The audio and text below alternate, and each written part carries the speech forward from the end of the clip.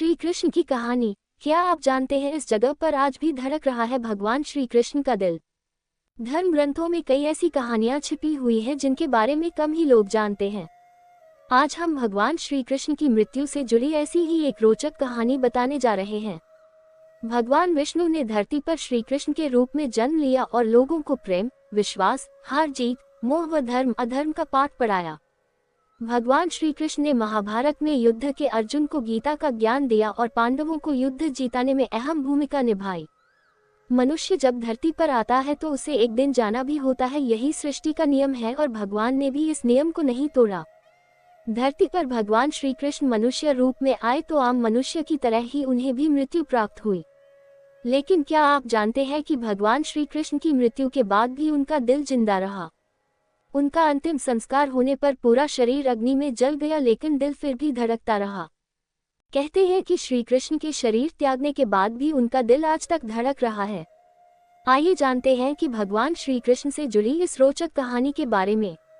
द्वापर काल में महाभारत का युद्ध समाप्त होने के 36 साल बाद भगवान श्री कृष्ण ने अपनी देह को त्याग दिया था। क्योंकि सृष्टि का यही नियम है, जो धरती पर आया है उसकी मृत्यु निश्चित है। भगवान श्री कृष्ण की मृत्यु भी आम मनुष्य की तरह हुई थी।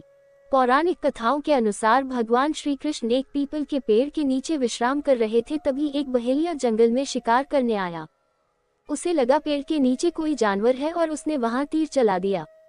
वह तीर श्री कृष्ण के तलवे में लगा और वह स्वर्ग सिधार गए। महाभारत या भगवान श्री कृष्ण से जुड़ी कहानियां पढ़ने के बाद अक्सर लोगों के मन में यह सवाल जरूर आता होगा कि क्या श्री कृष्ण की मृत्यु के बाद उनका भी अंतिम संस्कार हुआ था।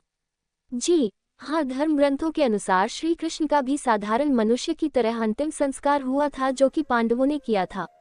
अंतिम संस्कार के दौरान श्री कृष्ण का पूरा शरीर अग्नि में समा गया, लेकिन दिल धड़कता रहा।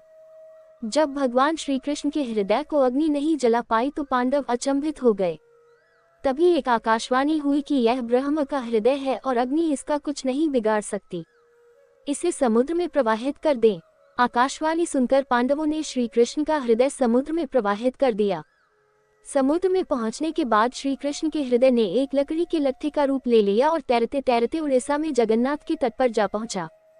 तभी उड़ीसा के राजा को सपना आया कि भगवान श्री कृष्ण समुद्र तट पर एक लकड़ी के लट्ठे के रूप में मौजूद है, उन्हें एक मंदिर में स्थापित करवाऊं। ये सपना देखने के बाद राजा समुद्र तट पर पहुंचे और उस लट्ठे को उठाया।